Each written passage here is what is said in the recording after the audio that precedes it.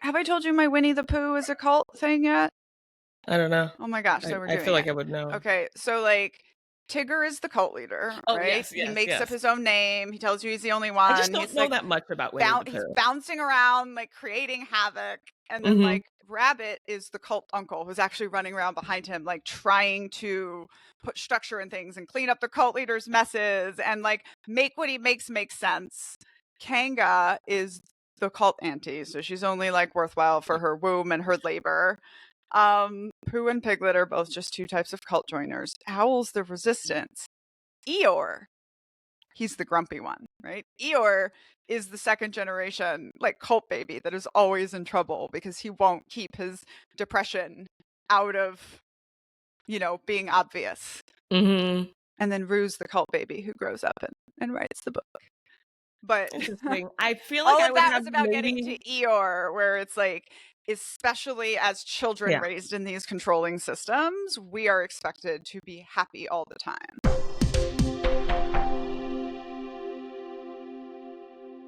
I put off going to the eye doctor for 3 years as my LASIK has been wearing off, and I think I've known, but I was just like putting it off. So I finally went. I think I got the first good prescription of my life, which is where they Mm. realized that my two eyes are different prescriptions. It's like Mhm. binocular vision. But it also reminded me that one of my favorite ways of explaining privilege to people is talking about eyesight. Like if you've never had to pay to use your eyes, Yeah. Yeah. you're privileged. Uh-huh. Like and Yeah. because it hasn't been politicized the way skin color has, people Mhm. just get it. Like my husband and my child, like literally when I got a prescription again, I was like, it's like when you get LASIK, you go through not needing glasses and like how lovely it is and how easy everything it is. And it was like, I had to go through that in reverse and be like, yep, I need a tool to access my vision now. And it triggered all the Yeah. times as a child. The glasses have been taken away from me. But then also just like the privilege of like, when I was dropped off in the US, I still needed glasses, but I couldn't afford them. So I just didn't have them. Yeah. And other people talking about how it was really like used as an abusive thing. But then even just like, because I said I would always break my glasses. And then Mhm. people were like, I never broke a pair of glasses because they could only be set down in exactly one spot. Because there are people that don't even have the privilege of being able to find their glasses without their Right. glasses. Right. And it's just taken it, and I remember having that moment because, to be honest, these are blue light. I don't need glasses, right? However, both of my parents wore glasses, right? And I'm not saying my my parents are black, but so I wanted to wear glasses all the time. Like I Mm-hmm. wanted to be prescribed glasses, and but at the time I was dating someone who wore glasses, very like heavy prescription. I thought they were cute. I like put them on. And there was just like this one day a couple of years ago where I was like, whoa, you need these. Like there was just some moment of like when I was learning about whiteness and privilege and stuff where I was like, this is whoa, and they're so expensive. And I was just able to be like, that was a privilege of mine to even to say that. It's just understanding and being able to accept those moments and go like, whoa, that is And that is just something you were born with, right? Something yeah. you were born with that I didn't feel that you were bad. not born with, that I was born with, that means that like I had a disadvantage in this area. Yeah. And then just like privilege too, it has levels, right? Because being born having to pay to access your eyesight is very different based on the different amounts of money the people you are born to have.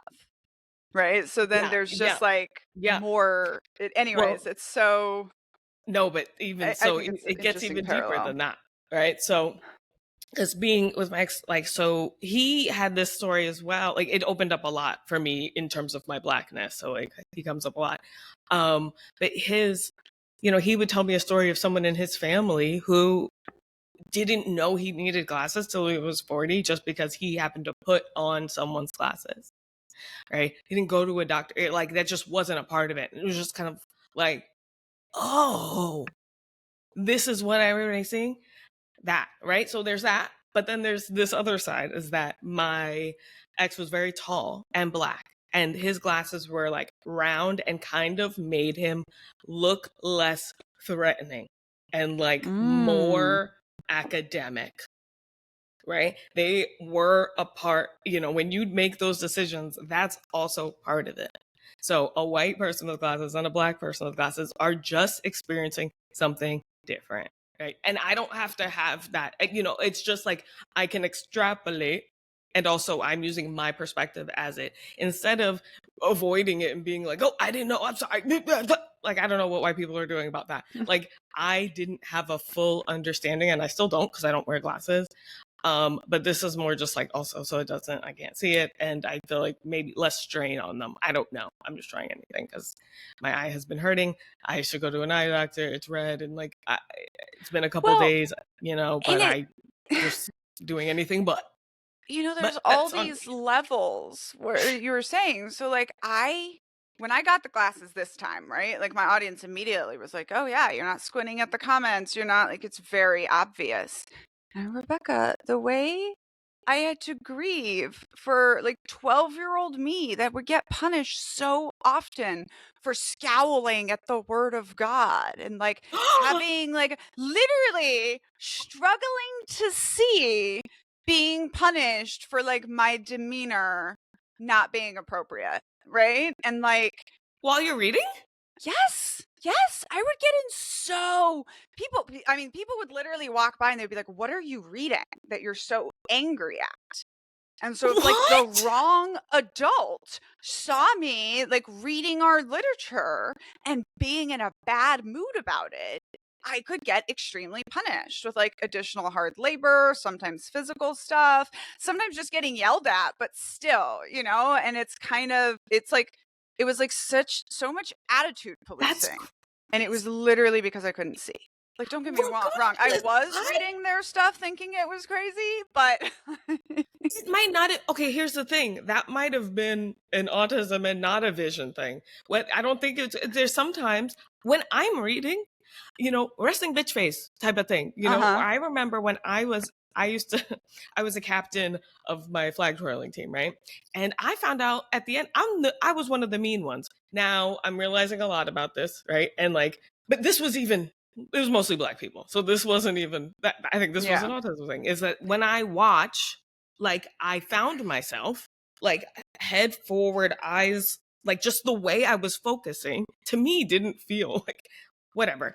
And people would catch me just like, you look, people thought I was. Oh no, I have wondered if resting bitch face is all neurodivergent people for sure. Come on. We're not smiling. It's not, that doesn't, I've never heard that until white people, gotta say. And then, you know, the acronym RBF, like that's all white people stuff. That's as far as part of the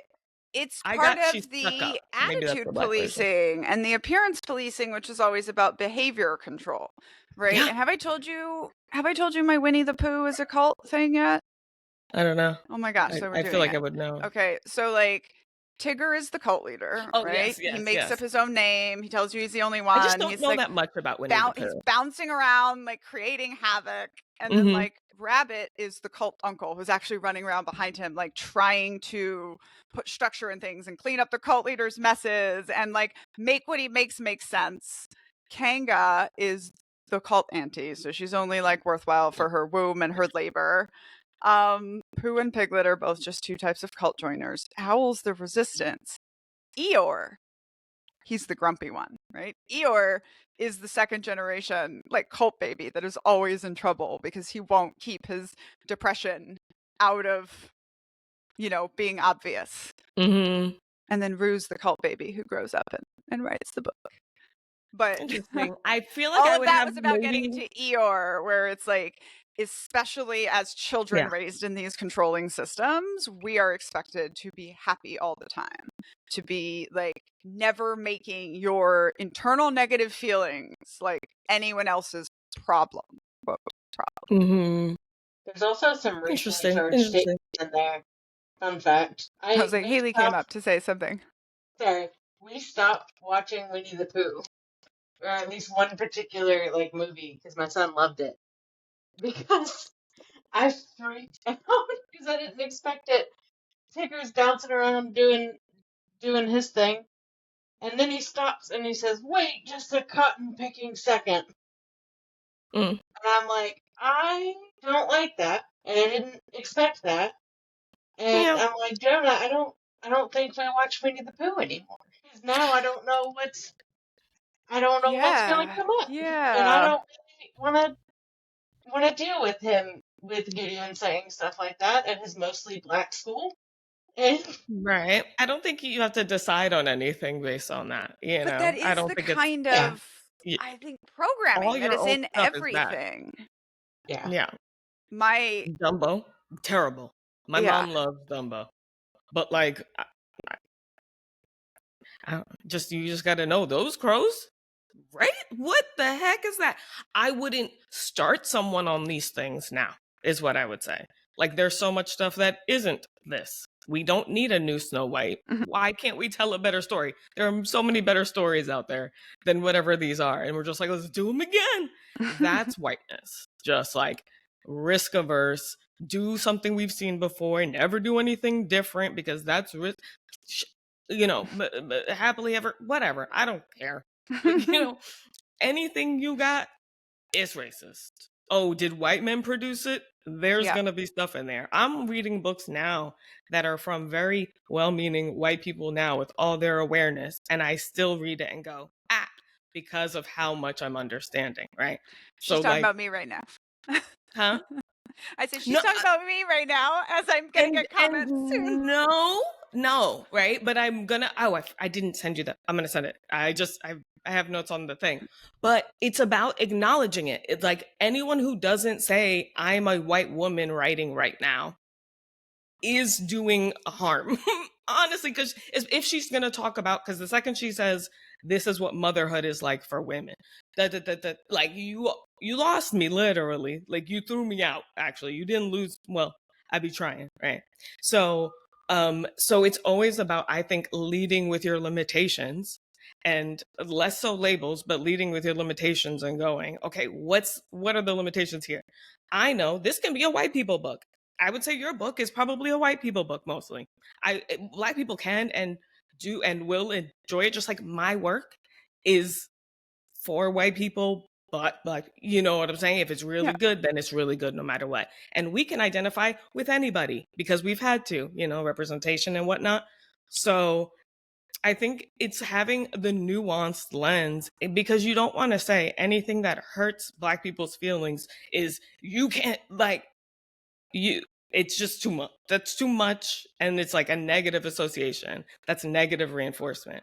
I don't know. Like, we can have conversations about why we don't say this, because one, what even is that? They don't, you're giving it so much more emotional weight than anybody else. It's like, you see what they say, cotton picking. It's like, ooh, but no one would say that now. But if you watch an old movie, they go say, so I don't know. It's just like, all your media is terrible. Sorry, you know, like, I'm struggling with it right now, unless I look at it from this is a white people thing lens. That was part of the realization, I would say, that got me here. And it was literally my mom growing up in a cult that came out of the 60s, right? And all of the cults, all of the white people cults out of the 60s were about desegregation. They were literally about keeping us away from you, right? So as an expression that my mom, who was not raised in the US, would say when you would like pick on food, she would literally slap your hand and say, "Get your cotton picking fingers off of that." And so I was I think I was in the army, right? So I was like 22, 23 years old, and I went to say that to someone. And like, as it was coming out of my mouth, I was like, ah. And the thing was, like, it wasn't, you heard it. I think, to you dwell heard on it. that sentence. It was just to realize, like, that runs so deep, you know, like, even to the point where, like, my mom and I both grew up in non-white people countries. We did not grow up in America. Right. We grew up with displaced American racism outside of the US, and it still made it through multiple generations. But think about this, like, I hear it, and this is how pervasive it is and how much you have to accept it and not like make decisions on it, right? Backlash. What's that? You know, and I didn't see it until I wrote it for something. And I'm thinking there's literally no other use for this word, right? Backlash. What happens when you get in trouble? When you say something you shouldn't, you get backlash. Only some of us get that though, or like what we talk about. And that's why I talk about white lash Even was the the term, response or something, I don't know. But like, even the I term, hear it differently now.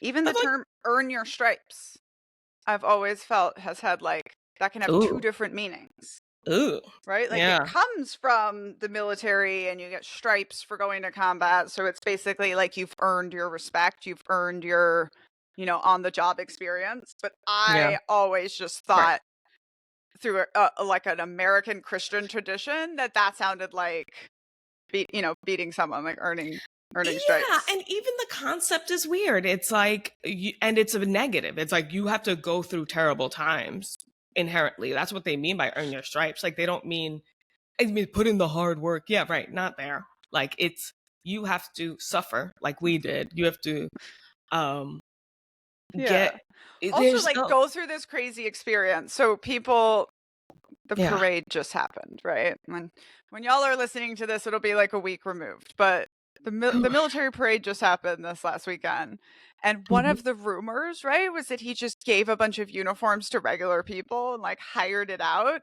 And I'm like, no, no, no, because there's so like you can't just be like, this is how you act like a soldier, right? Like there's just so many ways you're gonna give yourself away because you haven't been through it. You haven't earned the strike. You haven't like Yeah. gone through that horrible situation. Like I'm not But, saying like that as a good thing. I'm just saying it's like we know but someone could who you tell from hasn't been whatever through there. whatever Yeah, the yeah. thing was? If you took 100 people and put them in military uniforms and gave them like a brief or like anything short of a few weeks of training, like yeah, there's gonna be like a million things that No, but like from whatever you watched, like could you tell from what you watched yeah. that they weren't? Yeah, okay. Well, So I I think mean, that's that's what what we I would go. all could see was that like the army understood the assignment. Like they showed Donald Trump that they did not give two fucks about him and what he I thinks because mean, that was like it was just all kinds of malicious compliance in the parade.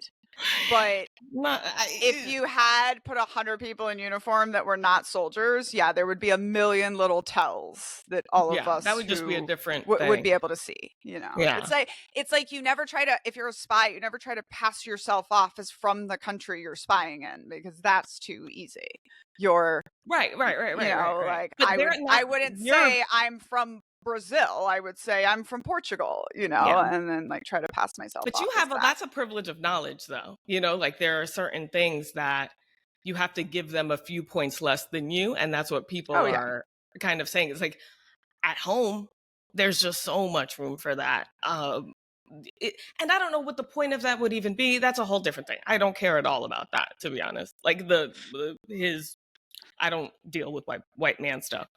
But what I do deal with is white woman stuff. And white women had their own parade again that Saturday again.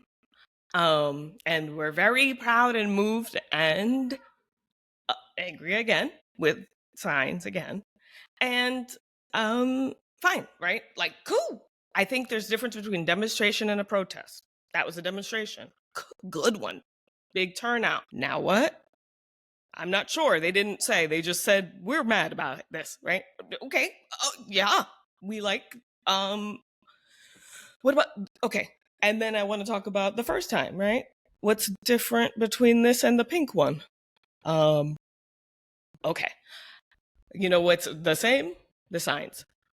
There's one sign in particular that I had my own journey with watching a video of someone following their mom behind her.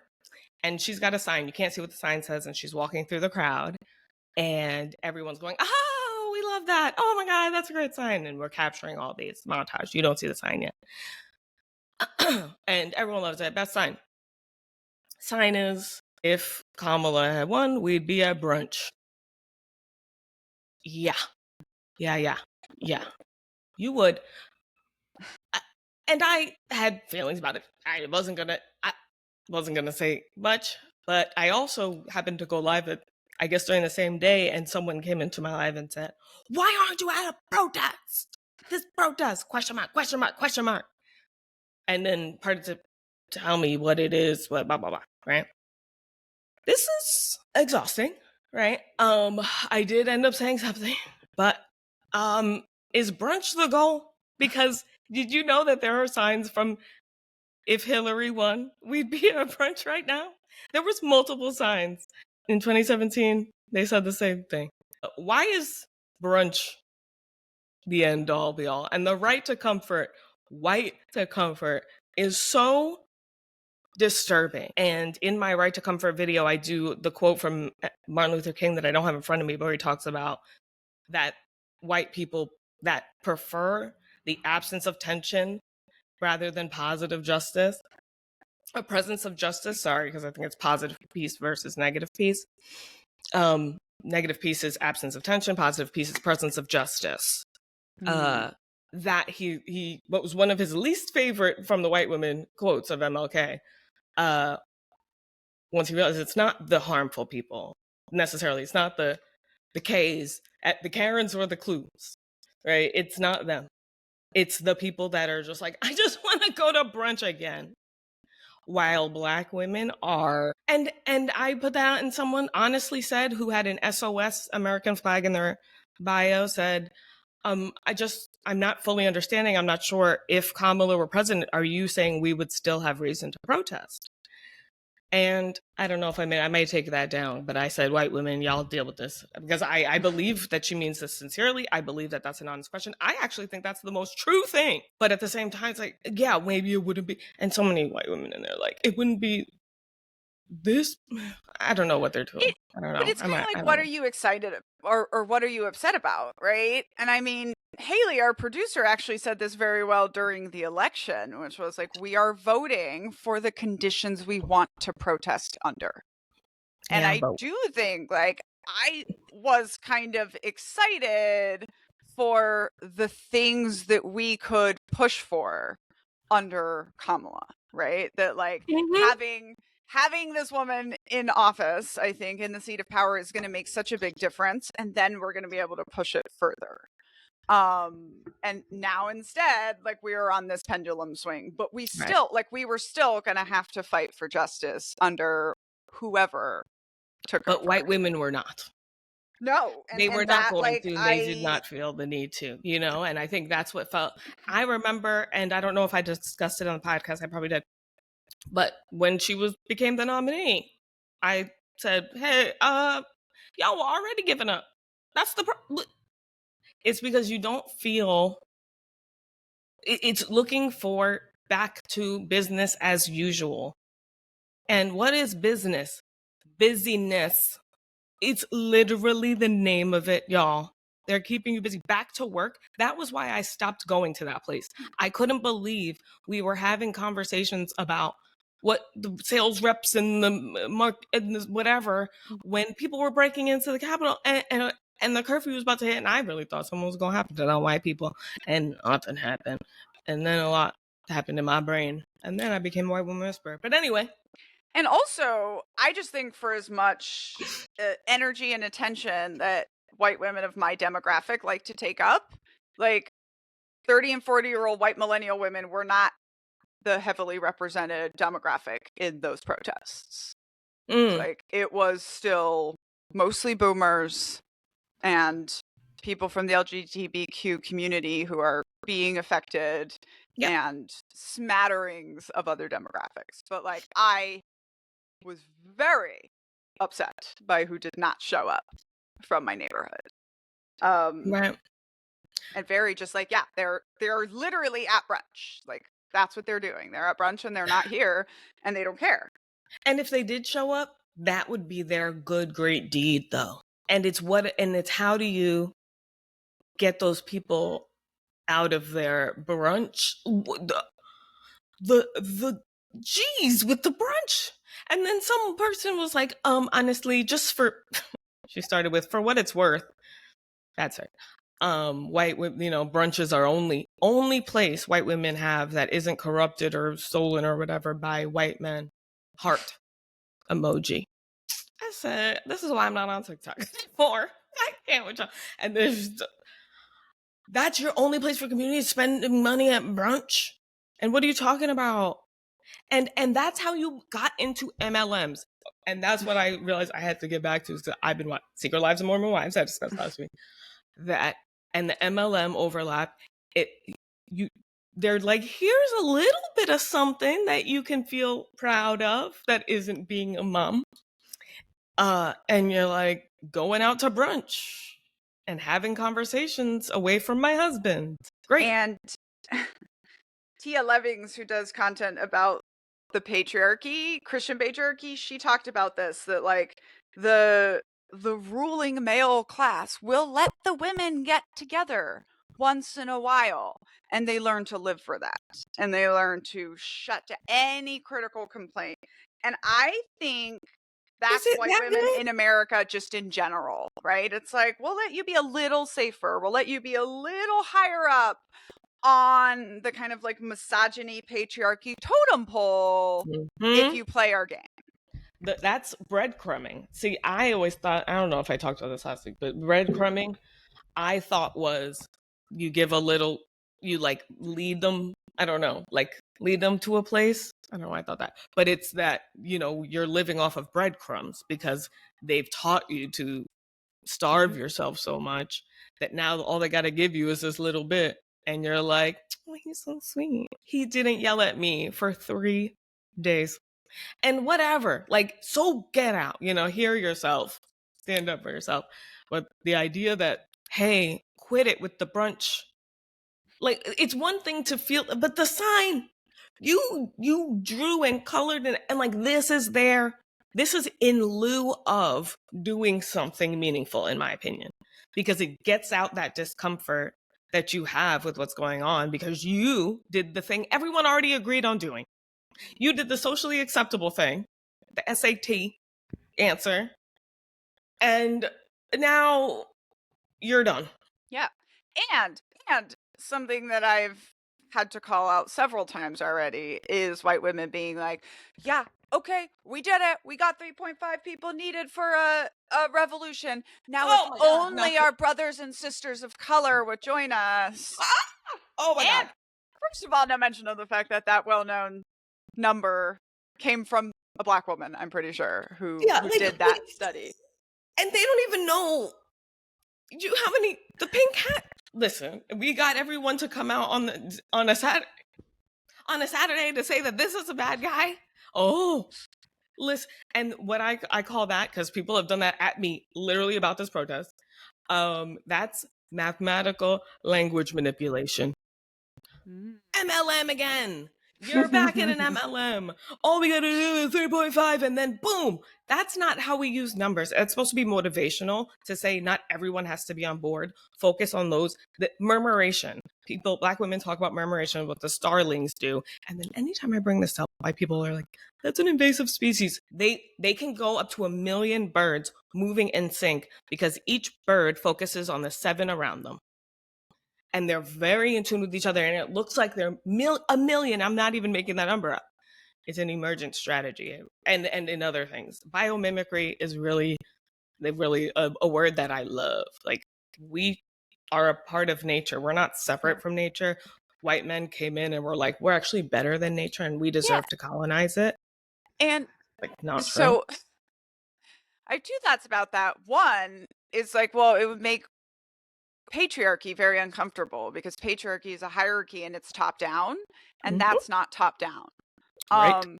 This is also why our military is agile and hard to beat, because we actually took the Germans. The reason that Germany almost won World War II for a while was because they had a non-top-down military. They had a doctrine called Auftragstaktik, mission command, which is you push the decisions down to the lowest level.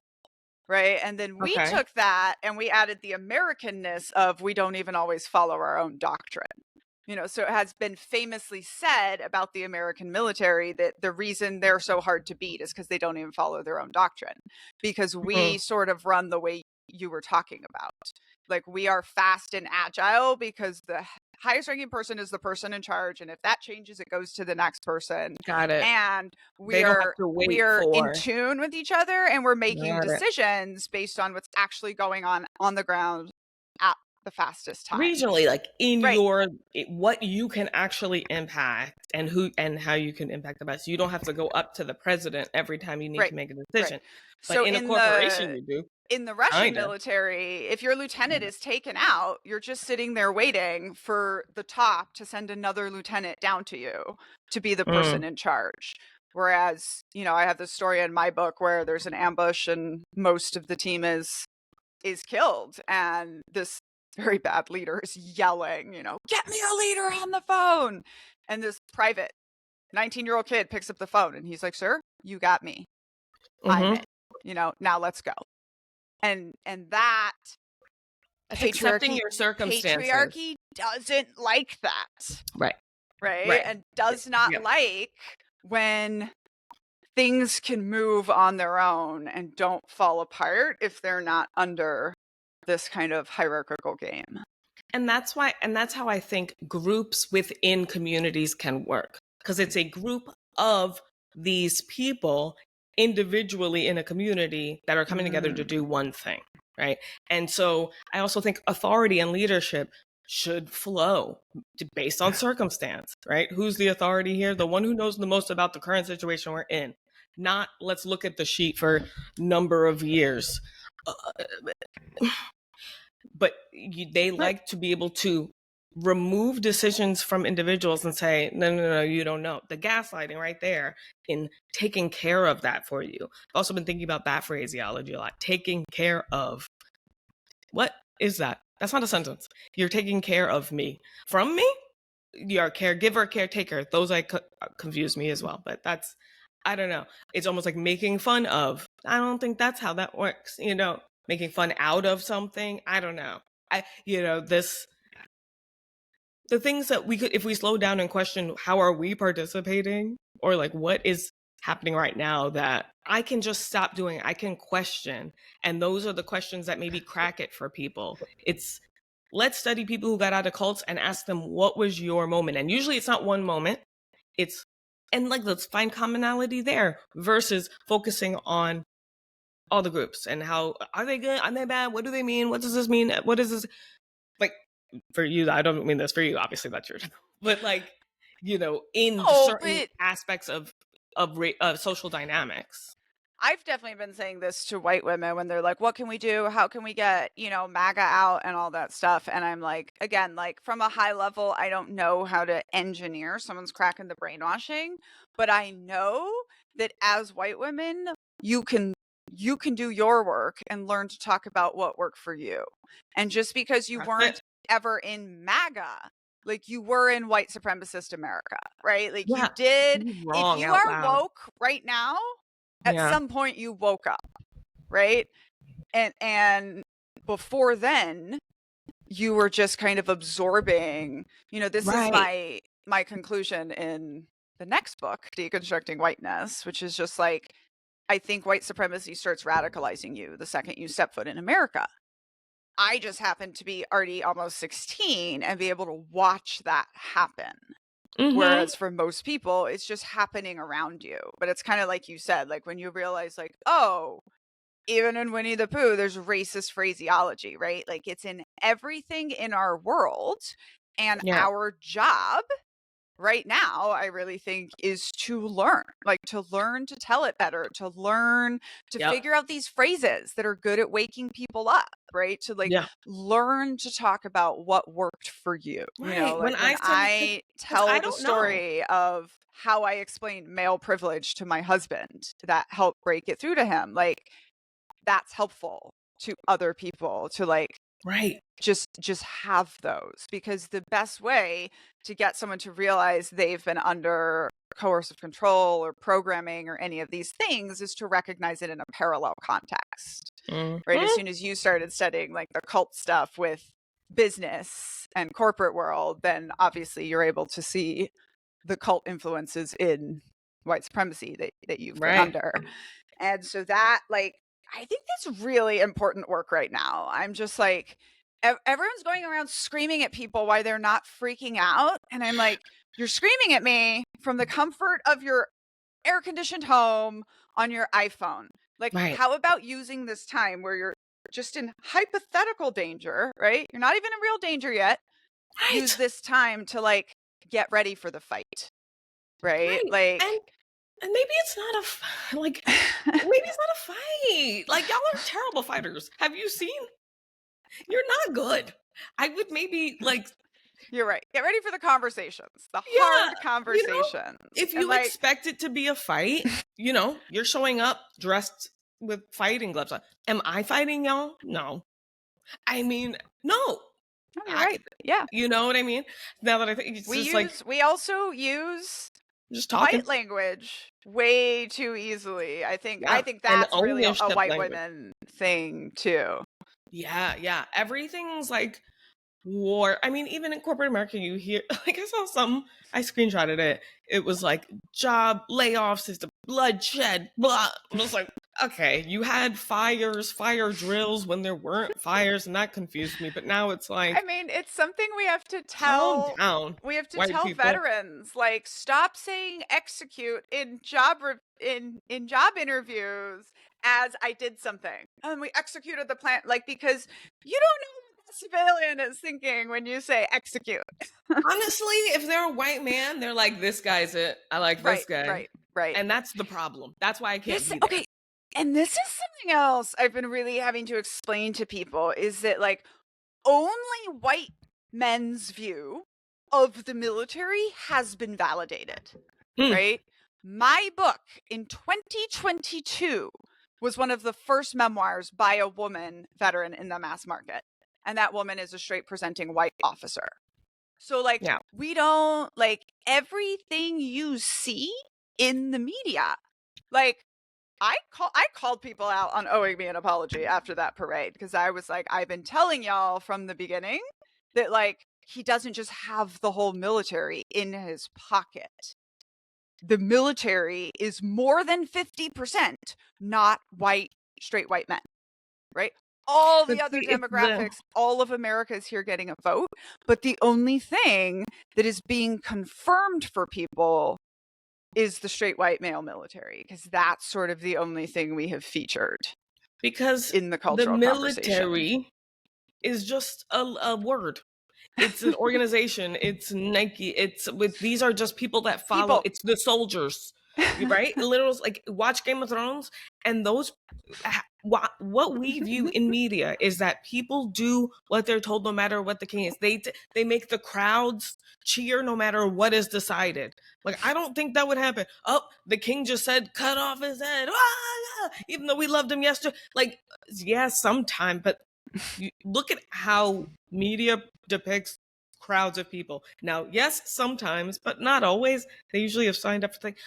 I just, like, then they go and they just will murder because every single one of them unsullied, because they have no other purpose for the rest of their lives. Even when they get this new leader that freed them, they still want to be anyway. And I think it's going back to this brunch thing, right? That like, I think like white women right now are like, it's brunch or battle, right? Like, which one? Which one are we in, right? Are we going to brunch or are we going to battle?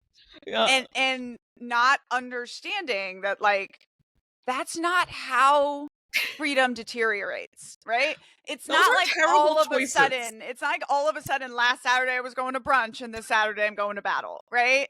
And it's not that clear. And if you're waiting for shots to be fired, like everyone literally coming to me being like, so when are you going to tell us to panic? So when are you going to tell us it's bad? And I'm like, I am a cult scholar talking about national politics, right? Like, it has been bad since I started.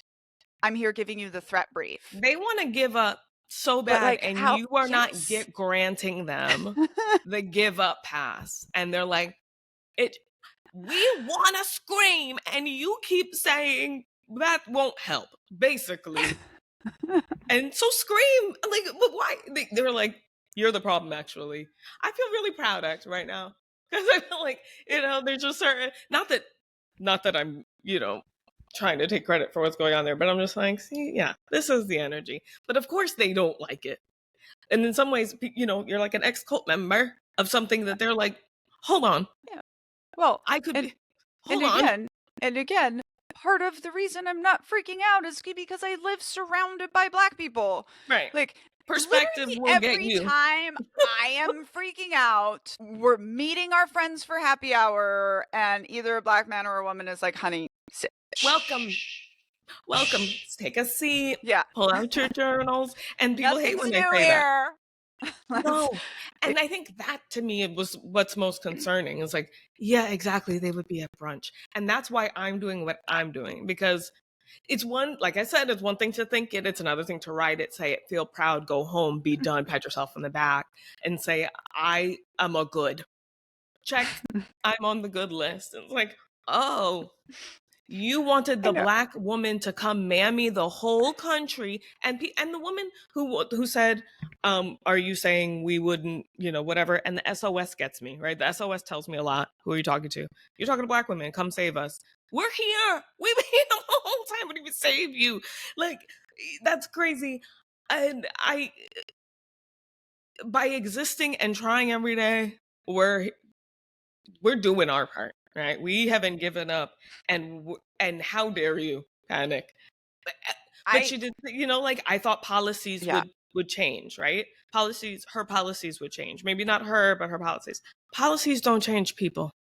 People change policies. But like, people either follow them or don't.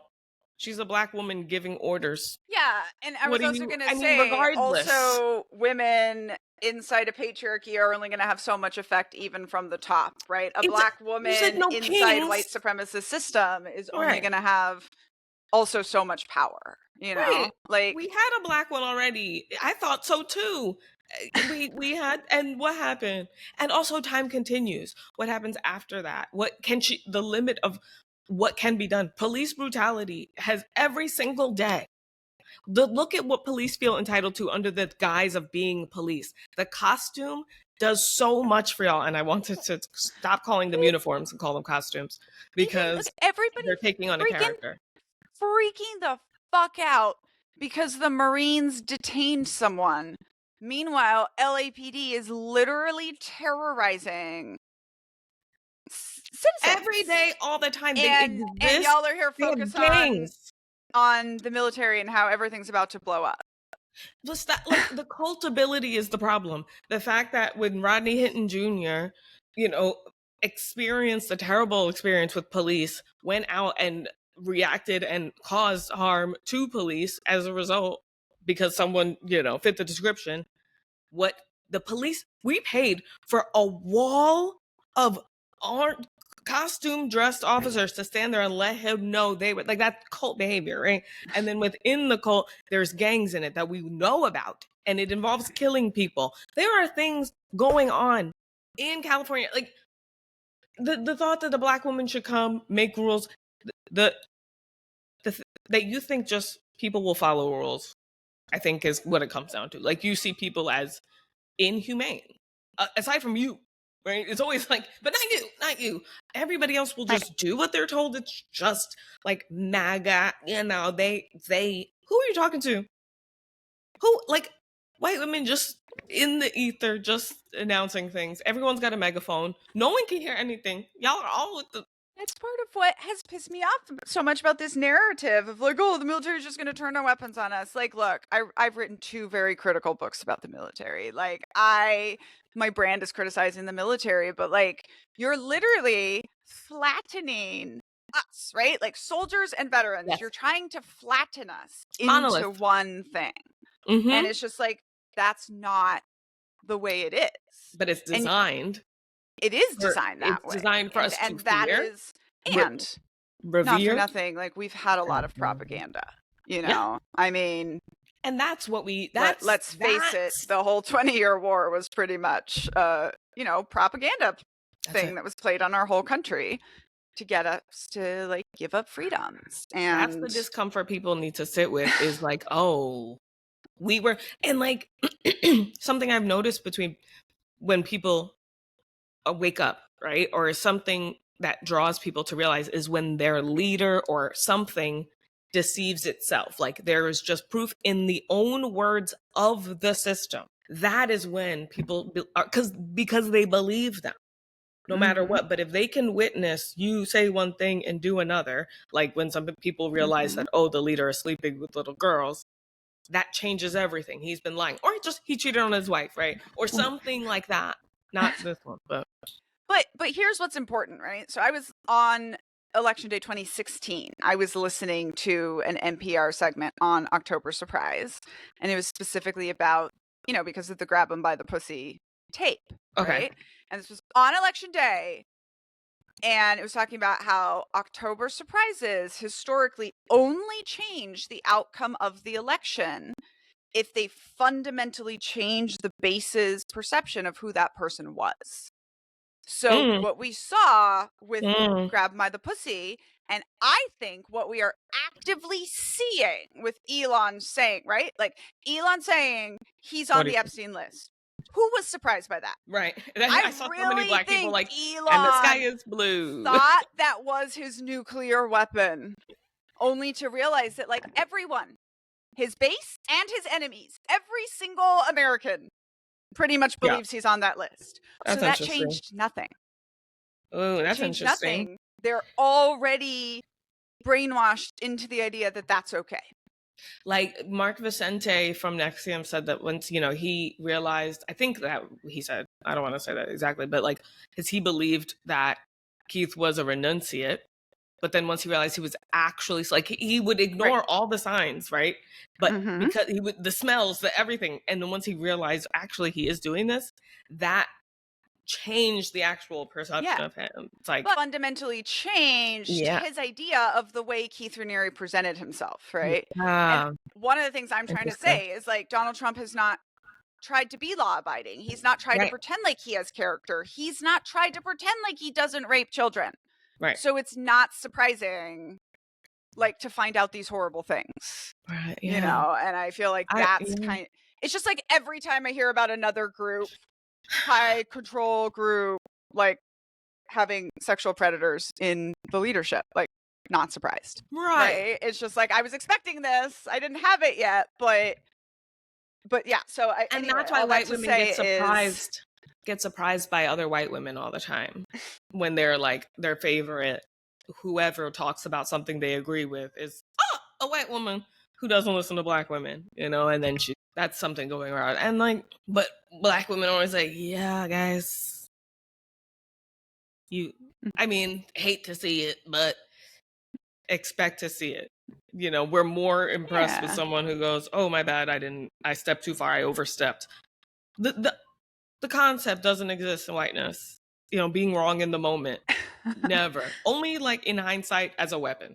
This happened to me because I was talking about so the group of soldiers that stood behind Donald Trump at Fort Bragg, that was like all white men, like one Black man, and they were cheering, right, and booing and whatever. And it was like, this was a cherry-picked group of soldiers. And one of the things that was put out, that the military is obsessed with skinny, right? But Donald Trump is especially obsessed with it. And he literally was like, nope, no fatties, So I was talking about that, and I fell into fat phobia, right? I was like, even though he himself is a fat and I just had to stop in the minute and be like, y'all, I'm so sorry. Like, I'm not even delete this because like, this is me with the fat phobia. Like, it's there, right? Like, as soon as I wanted to like talk about this dude that I hated, like it just came back, but also like, to me, it's so pretentious to be like, stop and refilm that and not just be like, we're all undoing the bad programming all the time. And if you are a learning adult and you are engaging with ideas, like, you're gonna make mistakes. Like, because otherwise, what are you doing? You're just teaching everybody? Right. Why are you speaking? Just to teach? That's weird. And that's a white people thing. And I think that was the other, like, for what it's worth, blah, blah, blah, all my stuff. It feels like white people sometimes view my work and think they're a teacher.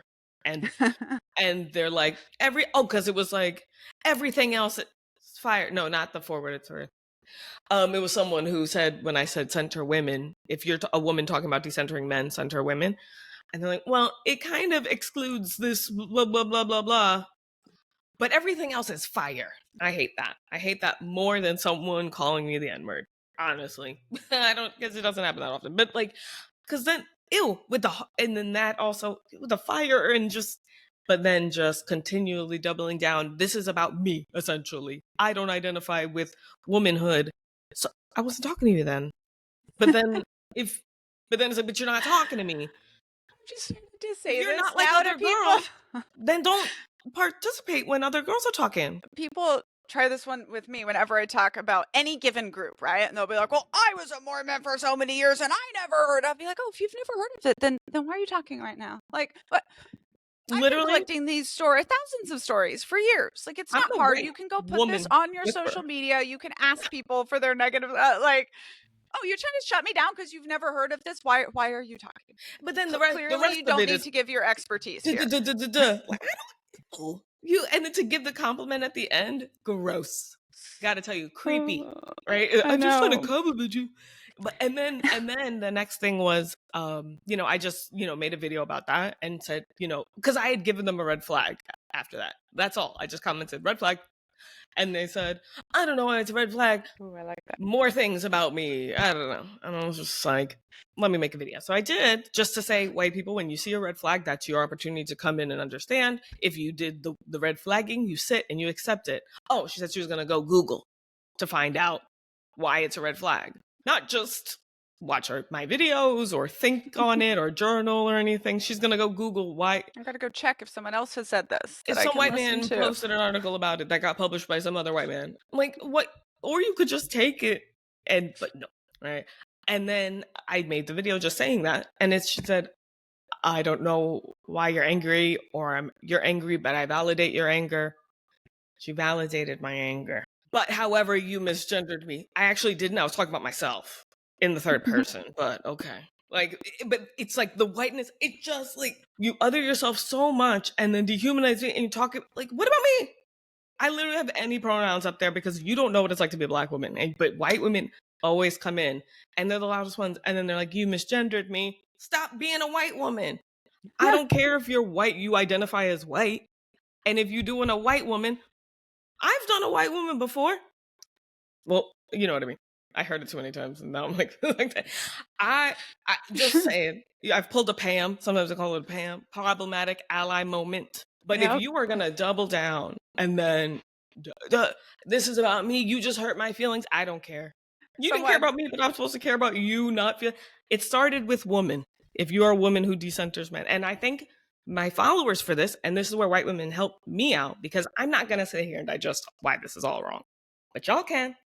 I don't mind that. Like, well, she started with, if you are a woman who does decentering men stuff, blah, blah, blah, blah, blah. And then you came in like, this centers white woman whisperer.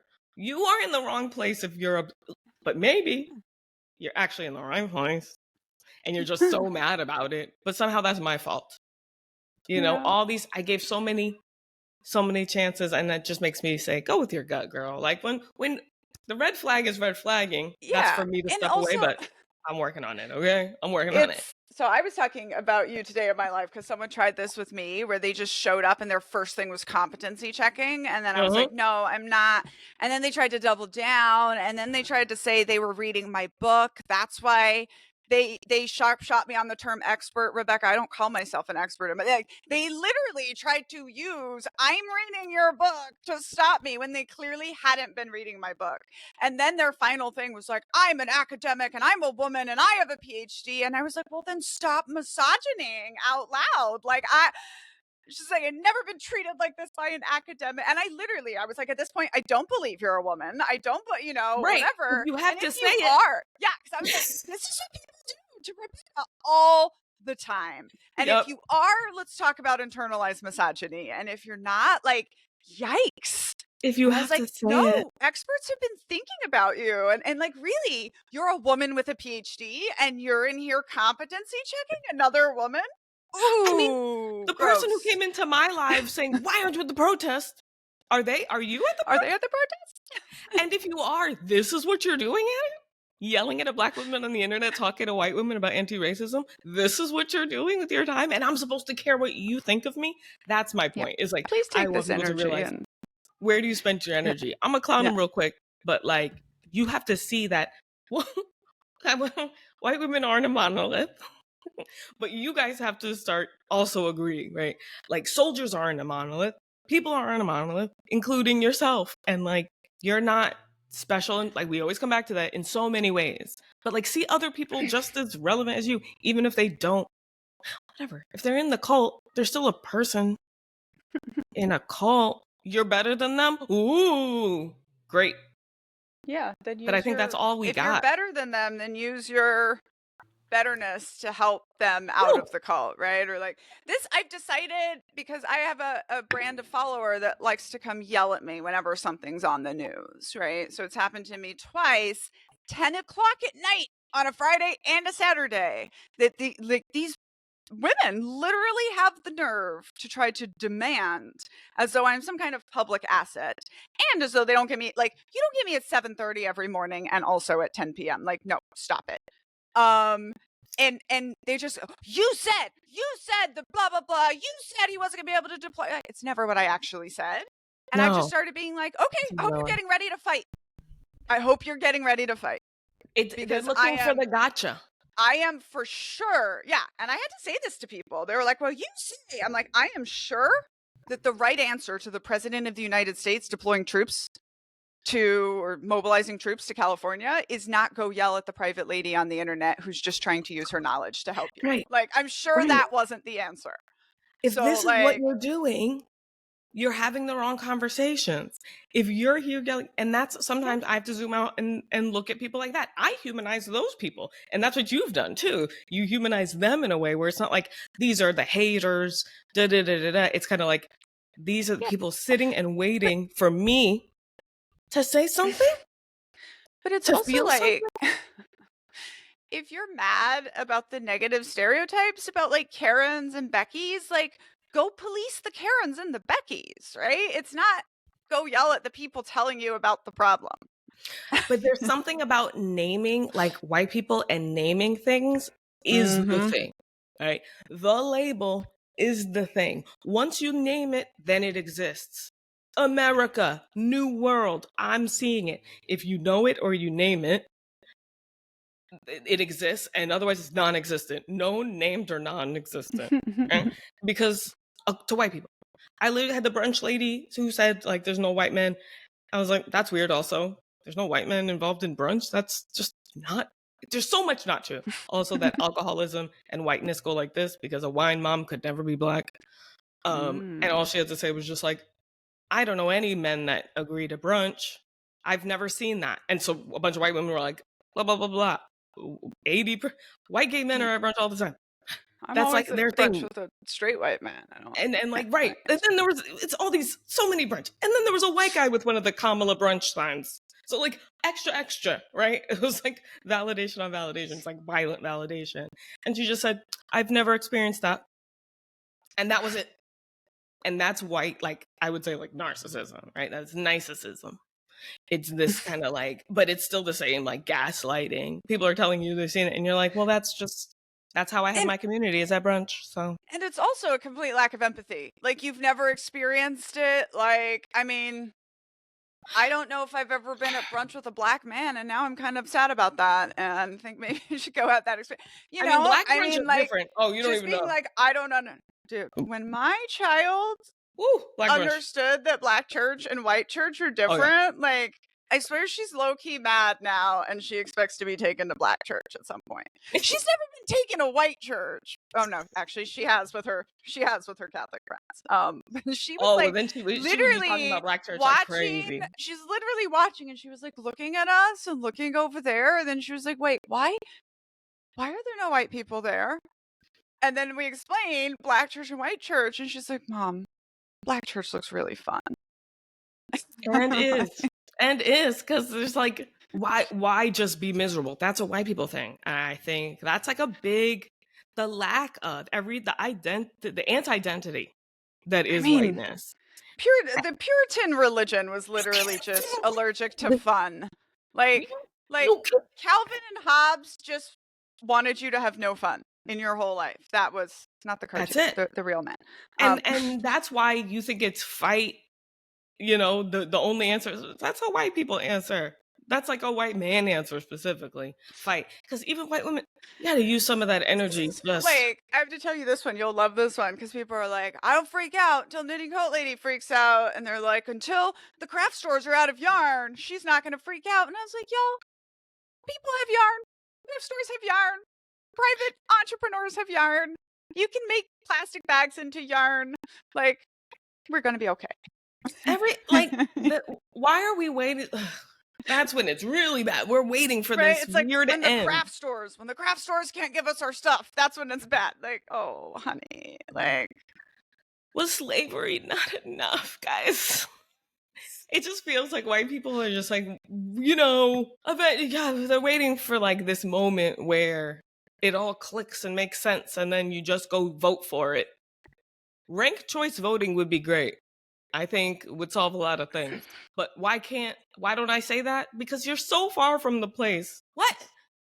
I mean, I've said it. That's actually true. I've said it a bunch of times. But like, I would say, like, why I feel the most chastised as a white person from doing this project is just like, no, it's been bad the whole time. Like, why did it take whatever it took to get me to realize it, right? And it's just like, and I think there's something to sit with.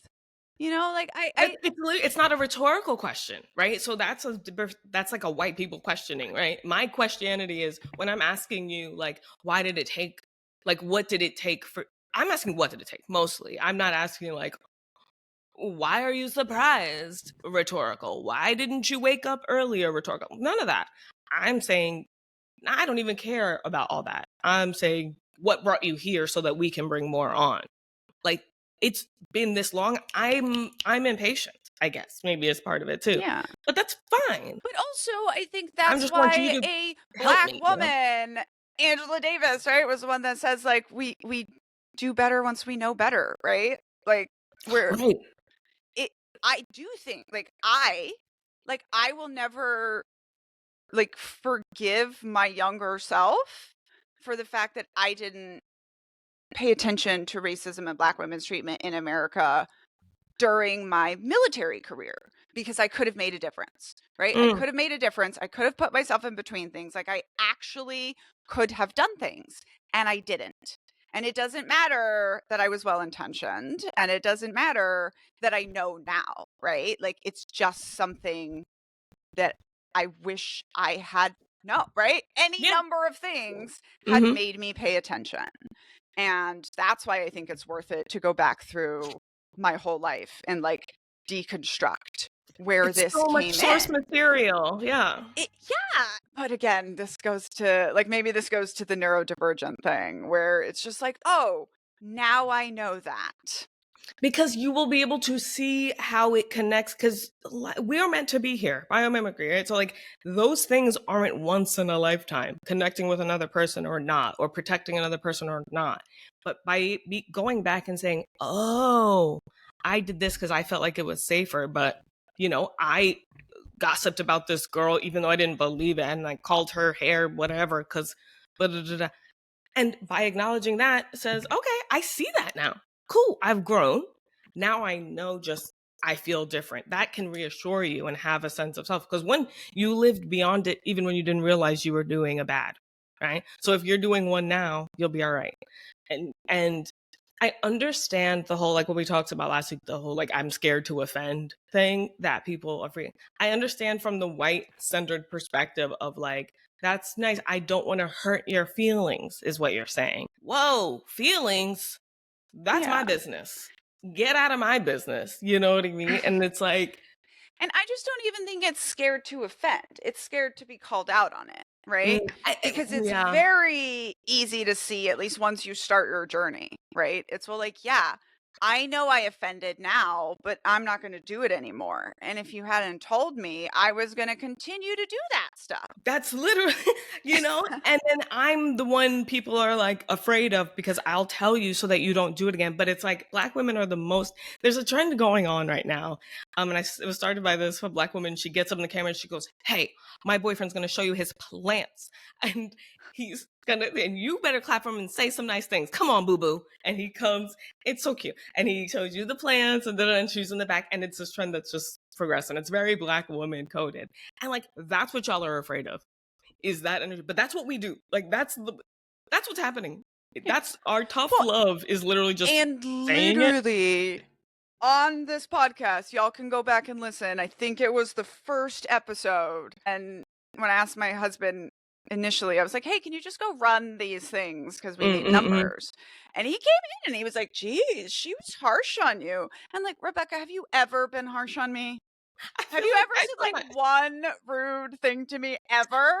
I didn't think so. Oh, you have been extreme. Like, I literally had to be like, "Babe, stop." She was so nice. Like, this was when I said I compared like touching a Black woman's hair to someone touching her belly when you were pregnant, and you were like, "No, honey, no."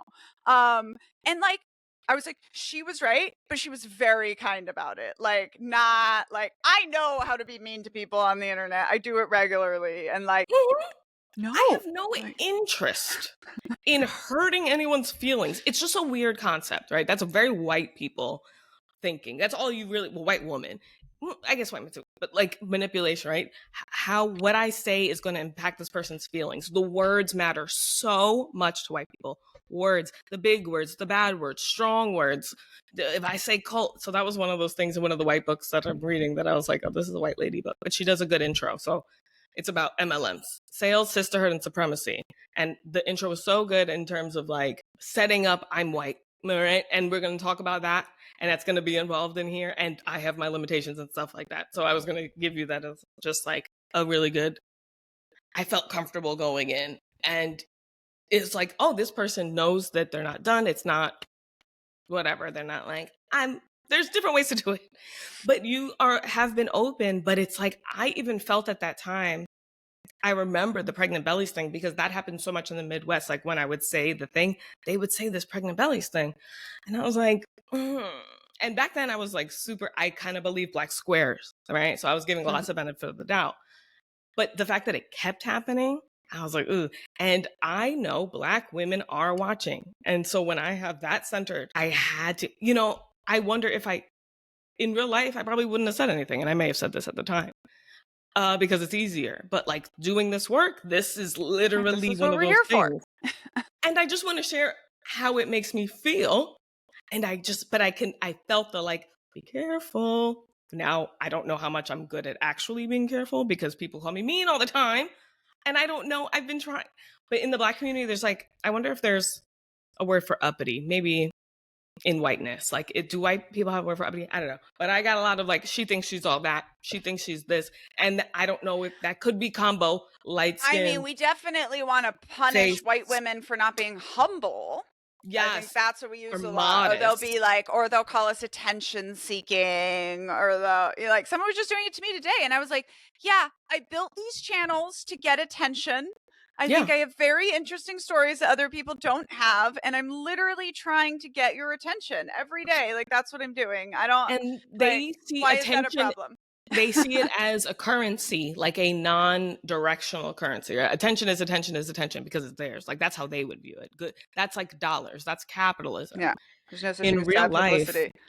In real life, it matters what kind of attention. Attention for what? Finish the sentence. I'm trying to draw attention to white women's behavior and participation in the patriarchy. Yeah, is that so bad? I'm drawing attention to the harm that was done. Okay. But just like they see it as a currency, like it does something, paying attention. And think about that. And it's like, you have to be nice.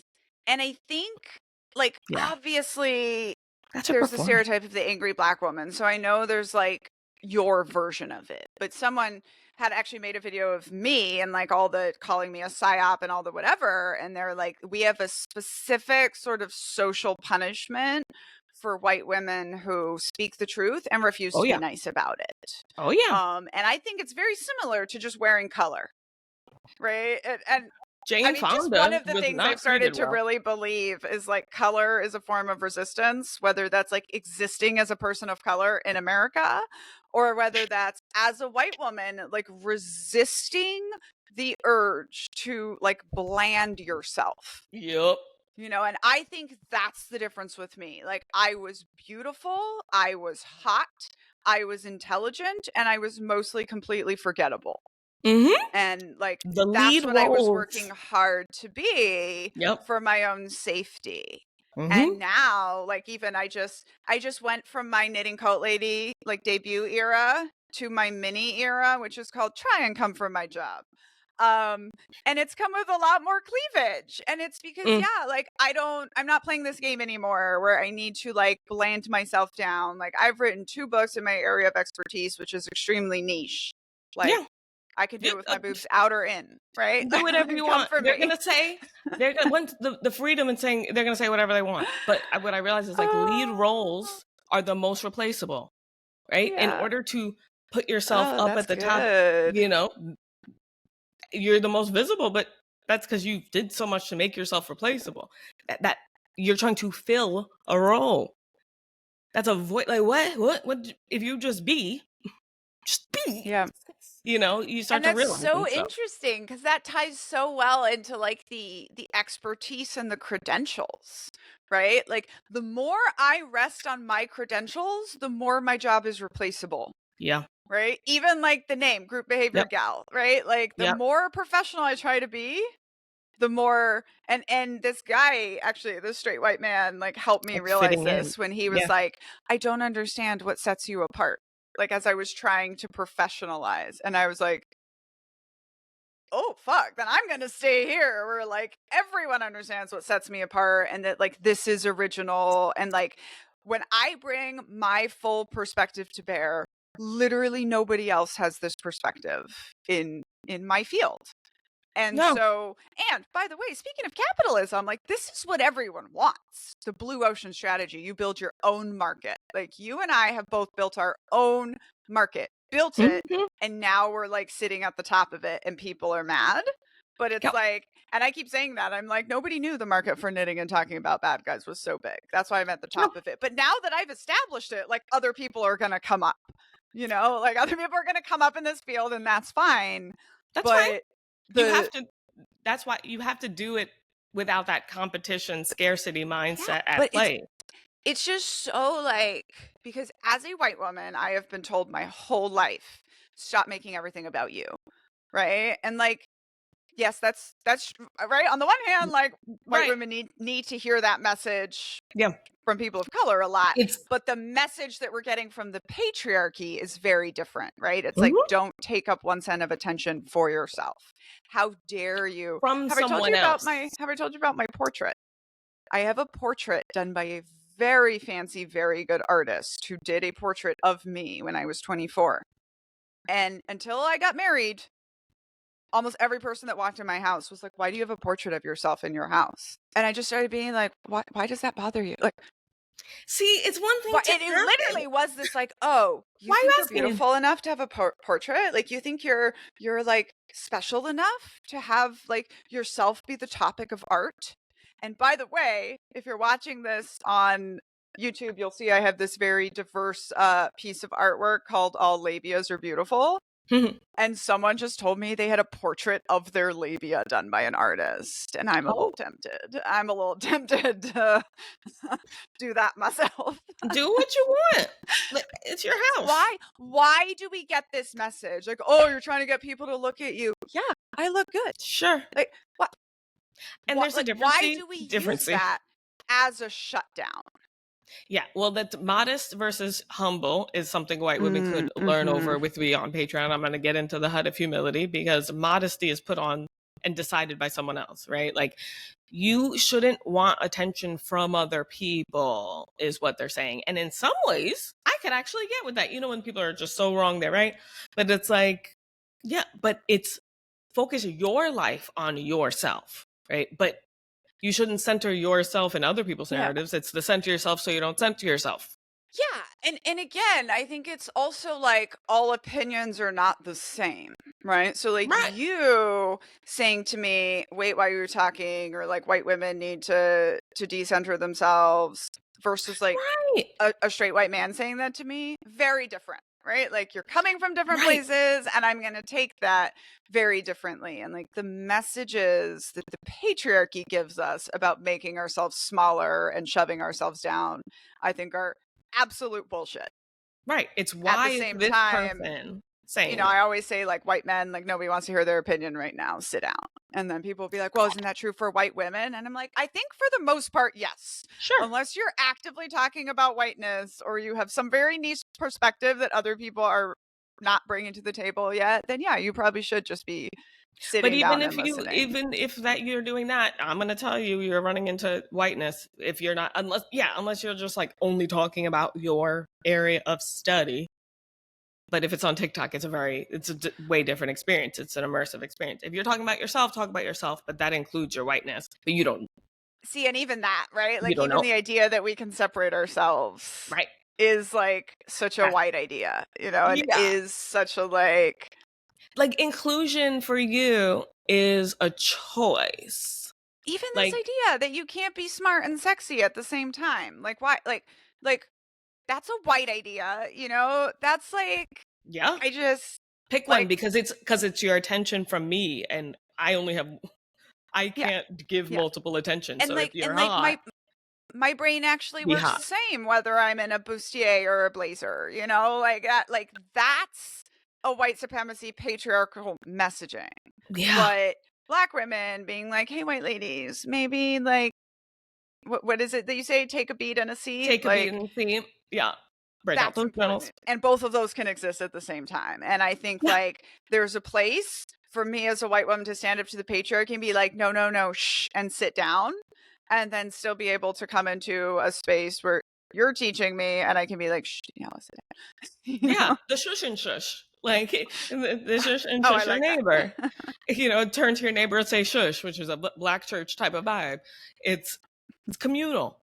That's part of your community. But when white women are talking, they're not talking to their community. They're talking either at just maybe themselves in a different audience because they just see everyone as everyone, you know, no color, but when someone tells you to be quiet, it matters why. If I'm saying so that I can focus on getting us out of here, then, you know, Harriet Tubman, not everyone made it with her. Because if you were about to ruin this for everybody else, you have to go. Okay? It's that serious. We need to know who's with us and who's against us because this is life and death type of thing, right? If we're out in the world together. Now, this is the internet. White women need to calm down that they can see what's going on. One of the things I have been thinking recently is just like I think we needed Donald Trump to be the president again. Like we needed all of this ugliness to just be out in the open. And the fact that like, we can say he's as horrible as we want, but 67% of white women who voted for him. You know, so like there is still so much that, right? The belief itself ain't there. Yeah. And we need to have that out in the open. And we need to, you know, like I'm like, because it was there. It was going to just go away. I think everyone was really just hoping that we were going to elect Kamala and MAGA was just going to shrivel up and go away. And which is a ridiculous thing right to off think. Into the unsexist, unracist world. And like in what universe does that, all these people who have been screaming these things, Capitol, insurrection, now we're, but we're going to elect a Black woman and those people disappear? Did you disappear when what you guys don't think so? You know what I mean. So what happens after that? We need a what happens after that? It was just like then we give up, right? Then we get to give up so again. Good with acronyms. I need when they hit, they really in hit. the army. Like Right? And that's funny because it's like one of my culty cues is acronyms. It's like that's a cue that you're in a thing. And I've said this word, do they communicate or confuscate? But that's, And I I was like, always another think word? It your is. acronyms are self-explanatory, you know? They It's should like, be. It's like an abbreviation that's longer than the word. That doesn't make any sense, guys. You know? But whiteness will be like, we got to talk like this because it's faster. Why use more word when less word do trick type thing in the office? But it's no, because now we got to explain what all that. That's a cult. My acronyms, and they when they're good, they stick. if you Wait, can what? explain it one time, you know, If I like could when just I right. say, when I invented the scarf again, my husband was like, no, that's silly. But I'm like, all I do is one time say I take this scarf and I turn it into a cardigan with crocheted or knitted sleeves. And people are like, brilliant. And then it's sticky. You know, it's a sticky name. That's what I learned in business school. I went to business school, and I don't like when people say like waste of time and start all over, because you went there, you were in that cult. What did you? Because you were there the whole time. And I think we look at things binary like that. Like if you were in a relationship and it didn't work out, you failed. Right. That's white people stuff. That's an MLM quote. If you only fail if you quit. Okay. When I tell you, right? Do both. So Margaret Singer, I always say, you know, not Margaret Sanger of white feminism, but I'm still assuming Margaret Singer, writing in 1995, was white feminism. But anyway, I love everything she wrote. And then she stepped out and did this 19 Reasons the Marine Corps Isn't a Cult, and like wildly disagree with every single one and think it's funny that she chose the cultiest one to defend. What if you But need one to of make the a things list? she says is, yeah, you need to make a list and you needed 19 reasons. Like, Number, you guys. But one of the things she says is because the Marine Corps gives you training and skills that are useful in the outside world, and cults don't do that. Literally says. And I'm just like, no, stop. Like the cults aren't in the outside world? They're different worlds? Literally, one of her points is like you get useful skills from them. Also, one of her points is the Marine Corps makes you exercise and cults don't. And like, first of all, we were made to exercise 1 hour a day in the Children of God at that time that she was writing. But we also now know that exercise cults are a thing. Soul cycle? So like stuff progresses. But like the idea that white women will cults always get you. don't teach you anything. Like, I don't actually know her background. I don't think she was ever in a cult. She was just a psychologist that ended up studying it a lot. But like, see, I speak 3 languages. Like, I can sell anything to anyone. That just makes no sense. You can't hurt me with your words because I've been here. You know, like there are so many skills, and people will say this to me when I criticize the army, right? And they'll be like, "Well, do you appreciate anything that you got from the army?" And they do it as a shutdown, and I'm just like, yeah, but I can tell you a million things I learned from a cult that I appreciate. Like, and just because I got good skills out of it doesn't make it not a cult, right? Everything I've survived. And in fact, I've been heavily telling my audience right now that one of the things we need to understand is that, first of all, like white America that was allowed to read Harry Potter, they have no idea. They have no idea the lives we lived and that those are our people in the White House right now. Right? And they just like can't understand that. But we need to understand that we're all triggered as fuck, but that if you survived, right? If you made it through authoritarian control and you survived, you have skills for resistance, right? There's a reason that Black women are at brunch and taking care of themselves right now. And it's not because they're not scared and they don't know how to fight, right? It's just like you have skills to get through this. Dissociation, well, it's something we all work on not doing automatically in therapy, is actually a skill for surviving hard things. You know, or they're like, what when is someone it is with actively being terrible, you don't have to interact with it. Yeah, like with Black women and the humming. Like humming while you're going through active trauma and grief as a thing that like helps your body survive it. And just, I mean, And we're not spending our Mind-blown. energy, because we still are spending energy, right? There's resting, but we're always working. Just like when I stopped working is when this work began. So it depends on what your reference point is. We're not doing what you're doing. We're protesting you. Unfortunately, we're protesting white people's niceness. We're by not going to And your I thing, think but white we're doing people our own thing. expecting Black people to come save us. Like, And please if we're don't. not there, you can't say it's our fault. You know what I mean? But we're doing stuff. We're all watching Love Island together, and now that Black people will be on it sometimes, like there's lots of stuff going on. It's just not fighting. End of sentence. Fighting. Fighting the battles that have always been white people's battles. We made our you know what? Okay, our energy. We're great rocking, y'all. That's what's happening. Y'all are in the narcissist system, and in order to get back, we gotta. Are you with them? Are you with those? Are they about to salute something? Come on. All right. And you should be okay with, this is your people. And it's how do you discern between who is safe and who isn't? I don't know. Do they follow me and listen? I wish it wasn't me. Well, eventually I think that happens, right? The thing grows. But if a white woman is spouting off things you need to do, think about, and change, because you're not even doing that, right? That's also a sign. Why does she think she knows? And even if she has expertise, she should still be like, this is Western, because any of your expertise is white man paperwork. That's why I don't give credibility. I don't care about your credentials for many reasons. If you still believe that that's the only way to know if someone knows what they're talking about is if they tell you, they could lie. They tell you some things. You have to stop weighting the words so heavily, and instead just be like, does this make sense? Why would they be saying this to me? What could they have done in their life that makes them this confident? Do they follow White Woman Whisperer? That's not even enough, obviously. But is there any interaction or oh, now that I know, like you said, when you wake up, there has to be a before and after. I said this years ago. It's like, I don't trust any white woman who doesn't say, I used to think colorblind, blah, blah, blah. I used to, because that's how I view it. So if you don't think that before was different from now, oh, you about to say something about, please don't yell at me, but I hate those. Please be kind. Please, this is a genuine question. Is this not dividing us more? Yeah, it is.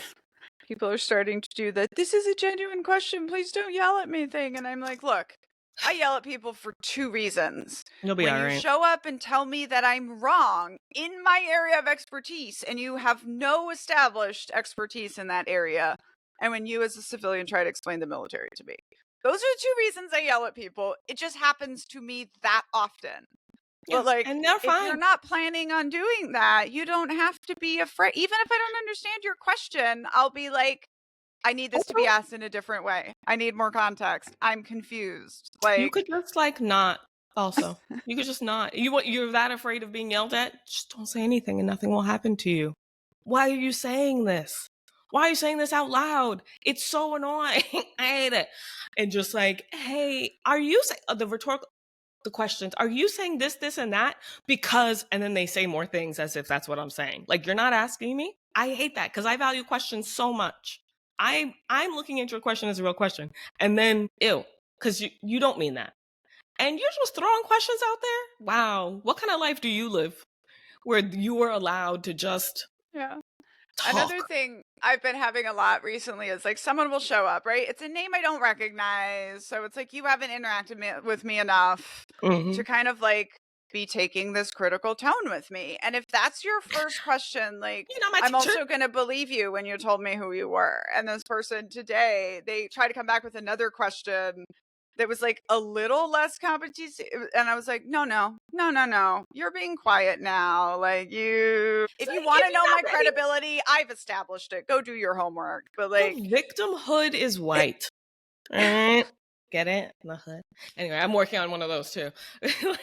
I think I said that in one of them. It's your victimhood. Oh my God, that would be a good and graphic the novel. hood would be capitalized or something. You know what I mean? So you really see it because you only get that. We don't get that. And it's blinding you to where you are actually a victimizer as well. someone starched them hoods, and it was white women, and they had their own version. Even men didn't allow them in. They were like, our own. And that was an MLM. So, I mean, it failed, just like everyone does. America's an MLM. Like, we are a corporation nation. It's just an idea in our heads. That's why Mormonism is the quintessential American religion, and it's also the most MLM-y religion of all time. Yes, recruit with your life. Like with influence. It's the narcissism to the narcissism, the military and Mormonism. It's like, that's what holds everything up. The polite and the police. And that's what I've realized going with the Secret Lives and Mormon Wives and just like studying these people, because they have choose the right. Sorry. That's like their thing. They say, choose the right. And I'm like, oh my God. And then even like, I compare it to Scientology more because I think Scientology and military, similar, but like Scientology is an easy one. And I would say this about Scientology. Is the problem David Miscavige or is it Scientology?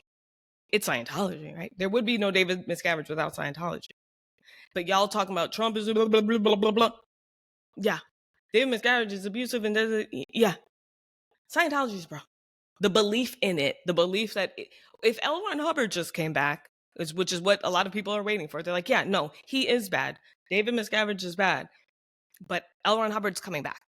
So they have a place made up for him. They spend money and time and energy building up his place and putting out clothes for him. And that keeps Even them. the guy who wrote the biggest Scientology book was like, but under L. Ron Hubbard, it was more real. And I'm like, oh, honeys, come on. Like, I still think L. Ron Hubbard was the real thing, and then David Miscavige just ruined it. And you're like, stop. They'll say, like, he really believed in it. And he blah, blah, blah, blah. Who the fuck? Is that the point? But yeah, they're still holding on to it. They're like the white women of, their people. The ones who are out. But trying to justify the worship of George Washington when he owned slaves. One more. So George Washington, I say the ladder is as real as George Washington's teeth. It's made of bodies, right? It's not wooden. It's made of enslaved bodies. It's made up of body parts. It ain't real. You climbing the ladder, you climbing people. Can I use that in my musical? Can I have a ladder made of body parts? Yeah, because once I like, yeah. And it always is, right? In any MLM, any pyramid structure, the first one was America. It's built on people being underneath you. You're stepping on people to get where you have to be. That's why there are no ethical billionaires. Whether you're the one stepping on them or someone steps in front of you and lays their body out first so that you're not technically stepping on anybody. You're doing it through a person. And this is one of the things that I've realized about patriarchy is that, like, hierarchy is patriarchal. The idea of owning and, like, I don't even feel like as women, we tend to believe that we own our children and like we grew those in our bodies. And like, here are men thinking they can just say and like own this. And like, I've been reading Howard Zinn's A People's History, and it's like the matriarchal societies, the ones where men went into the women's family that the natives had here, like they weren't perfect, but they were avoiding a lot of the problems that patriarchal society had. Really bottom up, right? It's centering the most vulnerable and the vulnerabilities, not centering avoiding threats to the vulnerabilities. It's also like just centering versus using this thing to climb high, right? Achieve like this upper hand. I have like a whole list of just these words that were just like higher ups. Also, ivory tower.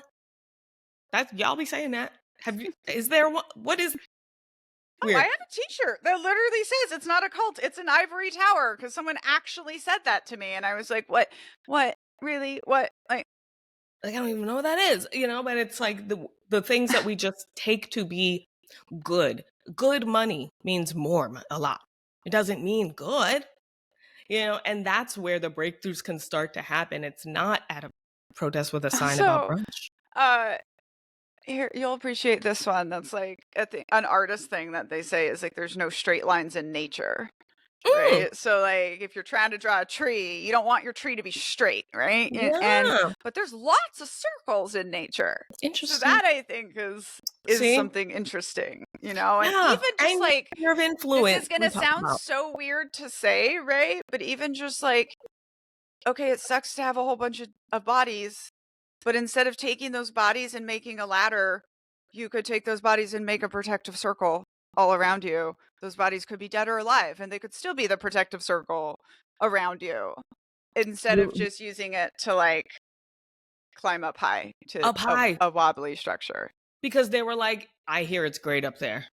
We don't even, have you been up there? No, I heard it. So, and meanwhile, they're all down here where all the fruits and stuff are growing, or down here with everything else.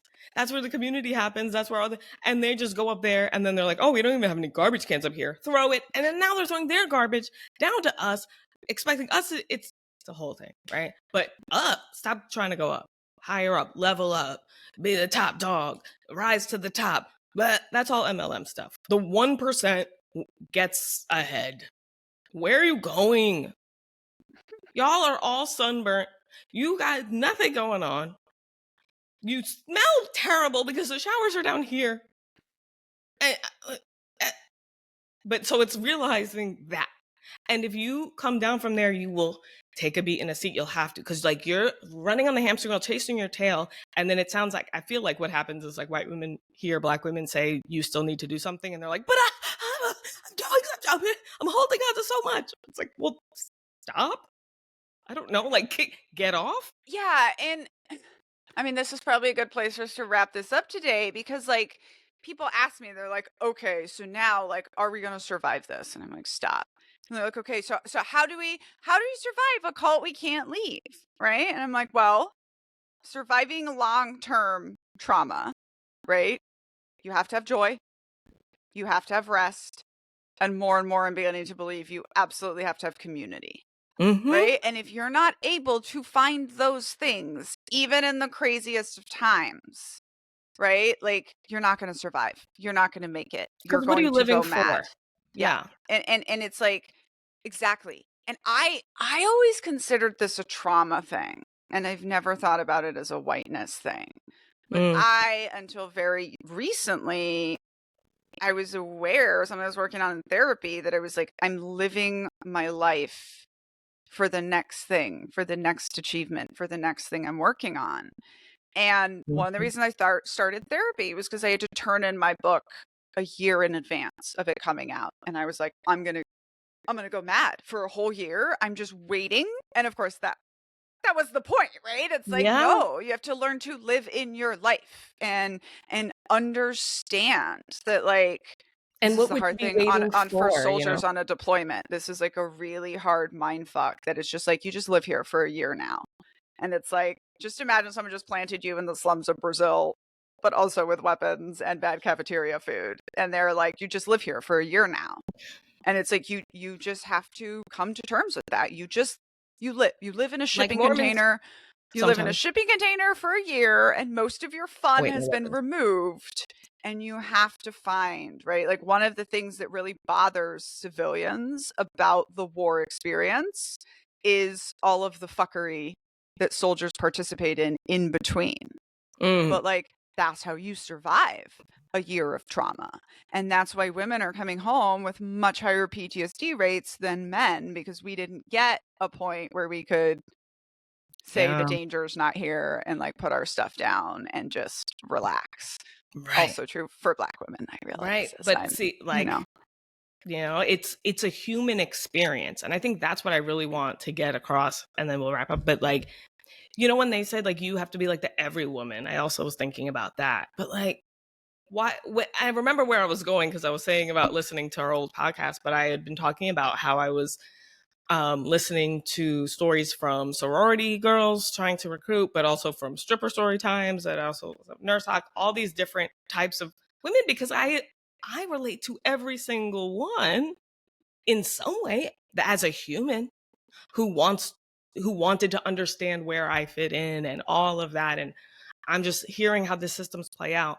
How is it like white women were trained to believe that if you don't exactly have the experience that person is going through, you are different? And like, how boring is that? Like, So confusing to I me. have a weird, I wouldn't even say obsession, just a favorite kind of literature, both memoirs and stories, which is women from the African diaspora in London. Mm. And like, just like I like certain whatever things, right? And Yep. it's just like first of all, from the top of that, can't relate at all. Second of all, human experiences are human experiences, and I find it to be exceptionally moving and such And they great write insight. about it. And They will also, tell you. fun, because I haven't experienced that, and it's something new that I'm learning about. Like, do you think these people don't know? Oh, that's what it is. You think they don't know how to write in a way you will be able to read because maybe you don't understand AAVE all the time or something. Because there's this thing where, so I had made a video about the sign. Oh my God, I keep saying we're going to go, but I had made a video about the sign and someone said, and white women do this a lot, I think what the sign was trying to say is blah, blah, blah, blah, blah. Actually a bunch of white women telling me the intent behind the sign. And I said, do you think you have special sign reading skills I don't have? Do you think you read it in a white voice that understands what she's saying more than my Black ass could read a white woman sign and go, I just don't understand what her point is?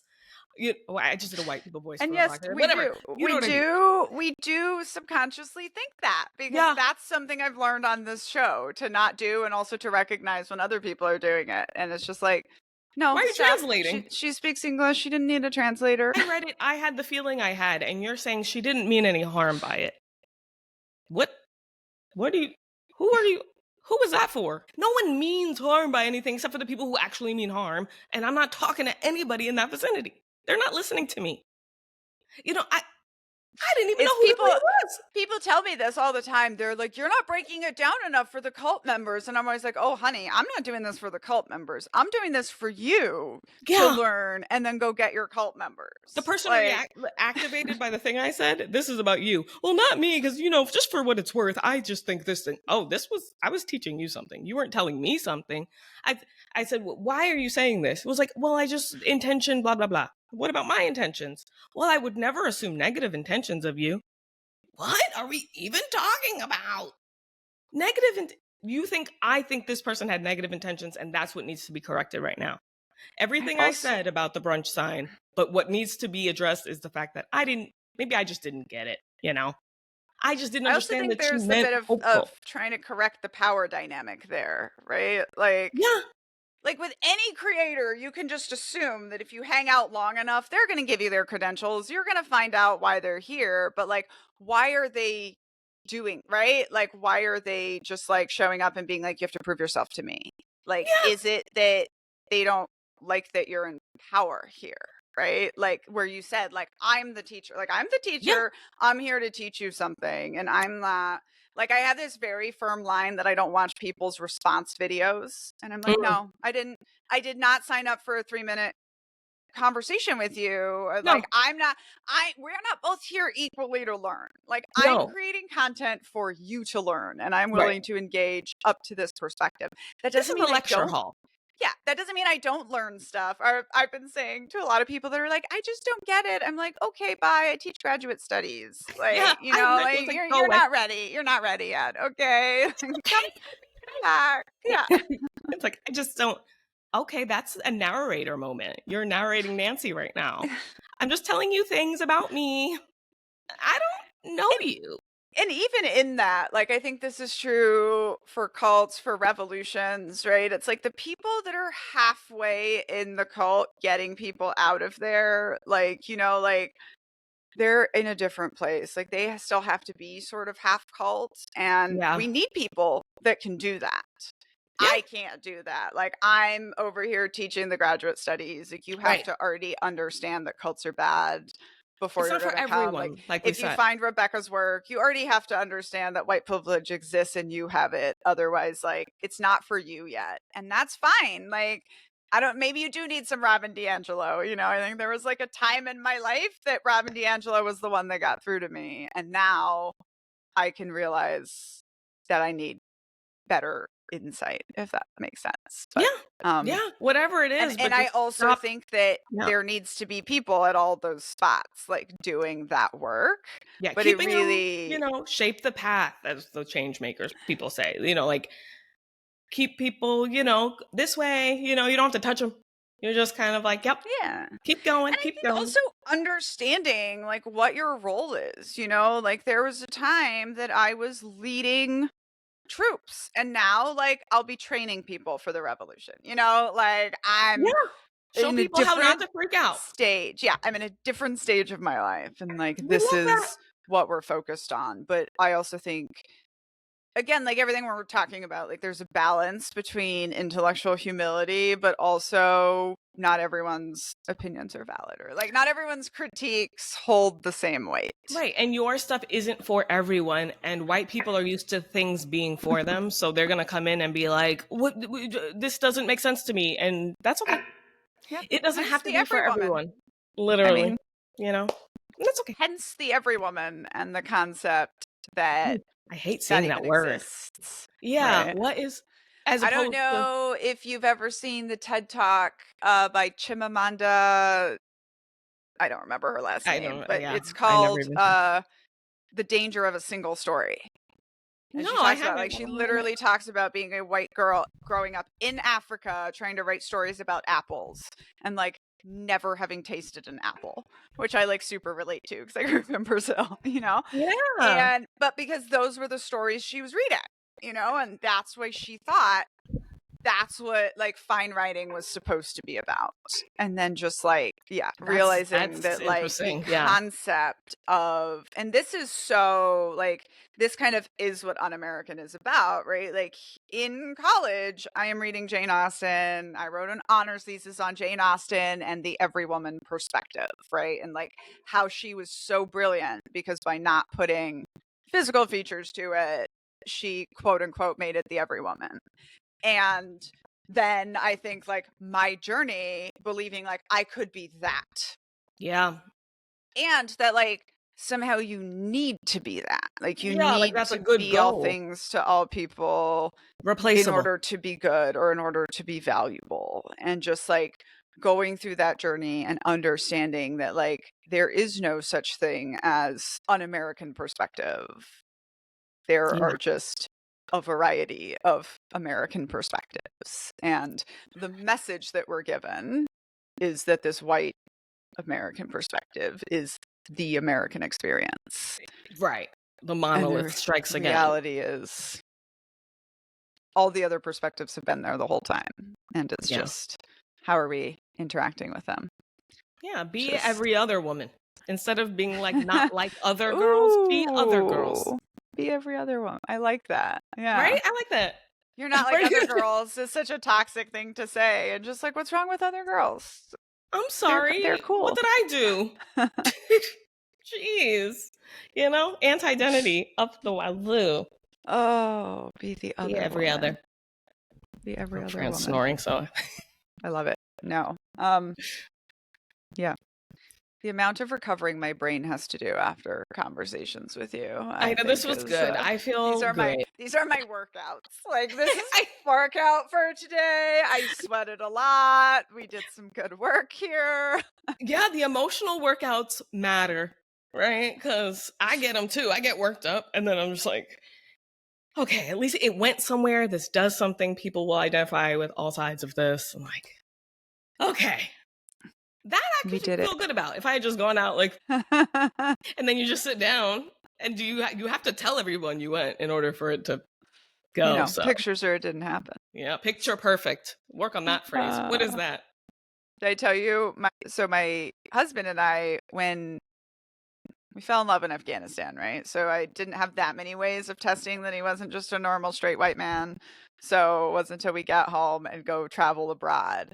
And we literally spent $250 to swim with dolphins, $250 to buy the photos, $250 to go rappel down into a cenote, and then $250 to buy the photos. And we made the decision right there and then. We're like, we don't buy photos anymore. Like, we go do the experience. If it's an experience where you can't take photos, we just have that memory.